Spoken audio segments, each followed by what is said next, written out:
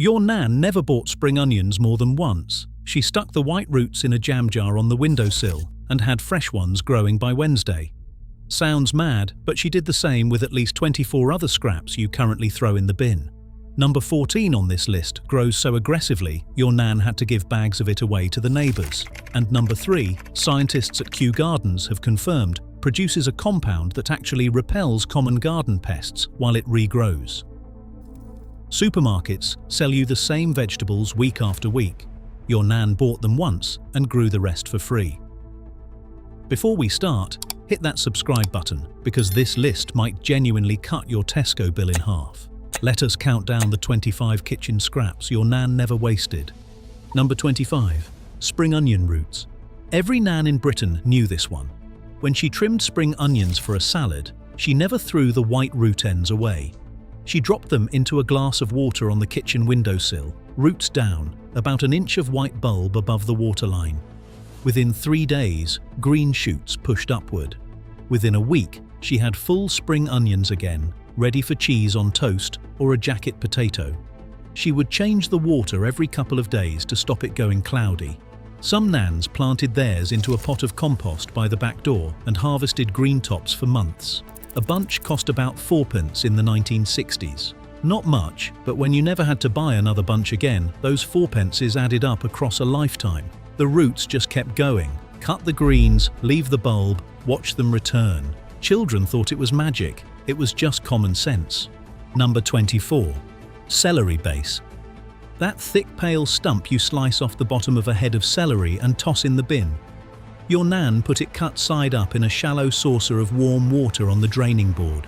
Within a few days, tiny yellow-green leaves would sprout from the centre. Once those leaves appeared, she would plant the whole base in a pot or a corner of the allotment. It would not produce supermarket-sized stalks, but it pushed out enough leafy growth for soups, stews, and stock.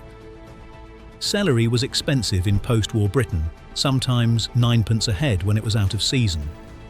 Growing it from a scrap meant your nan always had flavour for the stock pot without another trip to the greengrocer. She treated that celery stump the way we treat seeds, except it cost her nothing. Number 23. Lettuce hearts. When the last leaves were pulled from a romaine or little gem, your nan kept the stubby base. Same trick as the celery. A shallow dish of water, refreshed daily, set somewhere with decent light.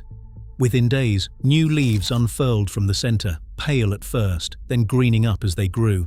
It would never produce a whole new head fit for the show bench, but it gave enough tender leaves for a side salad or a sandwich garnish. In the 1950s, a lettuce cost about 6p. Throwing away the heart when it still had life in it was unthinkable. Your nan would rather coax 3 more salads from a stump than waste a single leaf. That attitude built allotments and kept families fed through rationing. It was not gardening for the sake of it. It was economics. Number 22. Potato peelings with eyes. This one went beyond the windowsill. Your nan never peeled a potato without checking for eyes, those small dimpled buds on the skin. Any peeling with a decent eye got saved. She would let the pieces dry overnight on newspaper, then plant them a few inches deep in compost or straight into the allotment soil. Each eye could produce a whole new potato plant. During the war, the Ministry of Food actively encouraged this. Grow Your Own posters showed potatoes sprouting from scraps. A seed potato cost about 2p, but kitchen scraps were free. Your nan could plant a row of spuds from Sunday dinner peelings alone. Children helped push the eyes into the earth, not understanding the quiet genius of turning waste into a harvest that would fill sacks come autumn. Number 21. Carrot tops. The feathery green tops of carrots were never wasted in your nan's kitchen. She sliced the top inch off each carrot and stood them cut side down in a shallow dish of water. Bright green fronds sprouted within days, delicate and ferny, filling the kitchen with a faintly herbal scent. Now, the tops would not grow a new carrot root.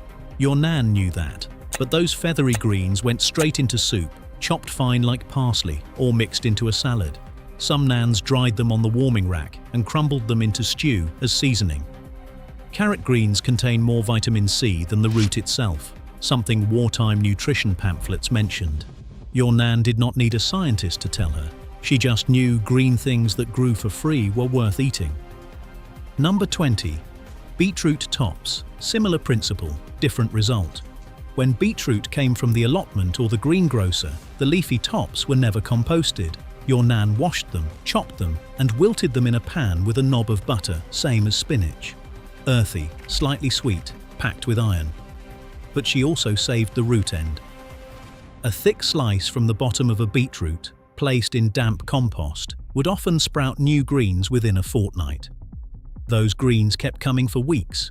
Free salad leaves from a vegetable scrap that most people today scrape into the food waste caddy without a second thought. Your nan fed the family from the bits other people threw away and thought nothing of it. Number 19. Ginger root. That knobby piece of ginger left in the back of the vegetable basket, the one that started sprouting little green nubs. Your nan did not throw it away. She buried it just under the surface in a pot of compost, kept it warm, and watered it sparingly. Ginger grows slowly in British conditions, but on a sunny windowsill or in a warm kitchen, it would push out shoots and eventually produce enough fresh root to grate into cakes, stir-fries, and warming drinks through winter. A piece of root ginger cost about sixpence in the 1970s. Not dear, but your nan's instinct was always the same. If it is growing, do not bin it. Pot it up. Number 18. Garlic cloves. A single clove pushed into the soil in October would produce a whole bulb by the following summer. Your nan saved the smallest cloves from every bulb, the ones too fiddly to peel for cooking, and planted them pointed end up in any spare patch of earth. Garlic needed almost no attention, no watering in winter, no feeding, no fuss, just patience. By July, she would pull up fat bulbs that lasted months hung in the pantry. A whole bulb of garlic cost about threepence. One bulb planted could yield 8 or 10 new ones.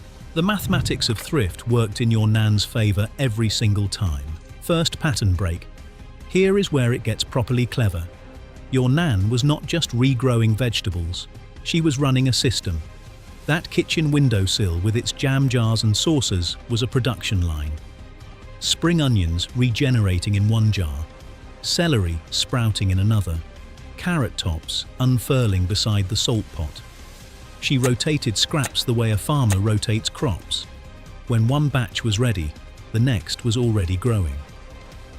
Allotment holders in the 1950s shared knowledge over the fence like classified intelligence. What regrows fastest, what survives frost, what the slugs leave alone. Women's Institute meetings included tips on stretching kitchen scraps into garden harvests. None of this was written in glossy gardening magazines. It was penciled into the margins of ration books and swapped over cups of tea. The supermarkets eventually made us forget all of it. Why grow when you can buy? Because buying costs money every single week. Growing costs nothing after the first purchase. Number 17. Onion bottoms. When your nan sliced an onion, she saved the root base, that hairy flat disc at the bottom. Dried for a day, then pushed into soil, it would sprout green shoots within a week. Those shoots were milder than the bulb itself, perfect for snipping over a cheese omelette or folding into mashed potato. In good conditions, planted outdoors, an onion base could produce a cluster of small new bulbs by the following season. Your nan was not precious about it. She just refused to throw away anything that still had roots attached. Number 16. Leek bases. The principle was identical to spring onions, but the results were bigger and bolder. The white root end of a leek, trimmed and stood in water, would push out fresh green growth within days. Planted in the garden, it established itself quickly and kept producing. In Wales especially, leeks held cultural significance beyond the kitchen. Growing them from scraps was a point of pride on allotments from Swansea to Wrexham. A leek cost about fourpence in the 1960s. Regrowing one from last night's cool scraps felt like a small victory against the greengrocer's prices. Number 15. Fennel base. That white bulbous end of a fennel you slice off and discard. Your nan placed it in water and watched green fronds appear within a week. The feathery tops were snipped for fish dishes, that aniseedy flavour lifting a simple piece of cod into something elegant. Fennel was never cheap. It was considered rather continental by most British households until the 1970s. But the nans who used it knew the base would regrow fronds almost indefinitely on a sunny sill. Number 14. Mint roots. This is the one that grew so aggressively your nan could not stop it even if she wanted to. A single sprig of mint with a few roots attached, dropped into a glass of water or pushed into damp soil, would establish itself within days and spread relentlessly. Within a month, it would colonize an entire pot. Within a season, it would try to take over the garden. Your nan kept it confined in an old bucket sunk into the ground to stop the roots from traveling. Fresh mint for lamb, for new potatoes, for tea, for that green sauce she served with everything on Sundays. Mint at the greengrocer cost about 3p a bunch. Your nan bought it once in 1963 and never paid for it again. She was still giving bags of it to the neighbours in 1985. Number 13. Lemongrass stalks. The thick base of a lemongrass stalk, stood in a jar of warm water, would sprout roots within 2 weeks. Planted in a pot on a warm windowsill, it grew into a bushy clump that could be harvested repeatedly. Lemongrass was exotic by post-war standards, but by the 1980s, nans who watched Madhur Jaffrey on the telly were experimenting. Once they discovered it regrew like spring onions, they never bought it again. Number 12. Romaine lettuce bases. Different from the little gem trick, romaine bases produce taller, more usable leaves when regrown. Your nan stood the base in water, transplanted it to compost once roots appeared, and harvested outer leaves while the center kept growing. One romaine base could produce salad leaves for 3 to 4 weeks before it bolted. In summer, she had a rotation going. 3 bases in various stages of regrowth meant fresh lettuce every day without spending a penny. Number 11. Basil stems. A sprig of basil from the supermarket pot, stripped of its lower leaves and stood in water, would sprout roots in about 10 days. Potted up, it became a full bushy plant that lasted months longer than those supermarket pots that always died within a week. Your nan figured this out long before Instagram gardeners made it trendy. She had basil growing on the kitchen windowsill from a single sprig she pinched from her sister's plant in 1978. Second pattern break. Now here is the bit that changes how you look at your kitchen bin. A study published by WRAP, the Waste and Resources Action Programme, found that British households throw away 6.6 million tonnes of food waste every year. Nearly a third of that is vegetable scraps. Peelings, tops, stems and root ends that could have been replanted. Your nan's generation produced almost no food waste. Not because they were environmentally conscious in the modern sense, but because waste was shameful. It meant you had money to throw away, and nobody did. Every scrap that could regrow represented food you did not have to buy. Every penny saved on spring onions or mint or potatoes went toward the electricity bill or the children's shoes. The system your nan ran from her windowsill and allotment was not a hobby. It was household economics perfected over decades of necessity. Number 10. Pak choi bases. Same water method as lettuce and celery. The base of a pak choi, trimmed and set in a saucer, would produce new leaves within a few days. Your nan may not have used pak choi in the 1950s, but by the 1990s, nans who had adopted Chinese cooking from their local takeaway menus were regrowing it without a second thought. The leaves grew fast, tender, and perfect for a quick stir-fry. Number 9. Pumpkin and squash seeds.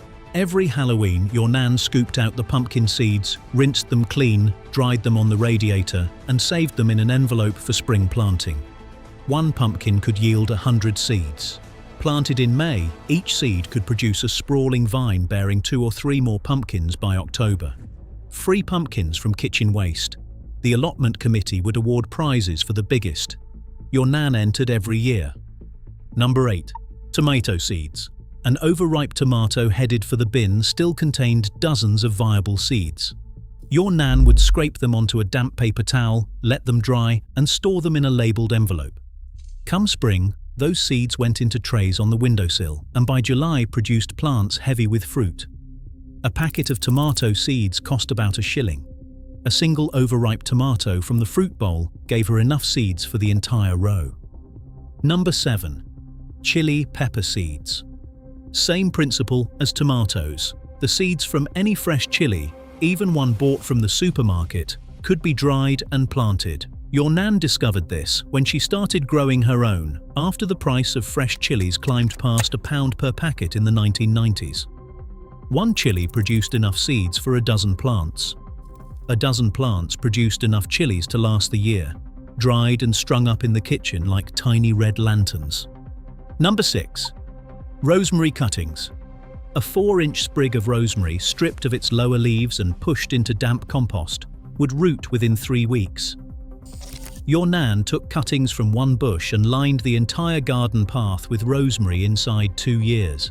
The smell when you brushed past on the way to the bins was extraordinary. Fresh rosemary for lamb, for roast potatoes, for focaccia if she was feeling fancy. All from a single cutting she took from a neighbour's garden in 1972. Number 5. Avocado stones.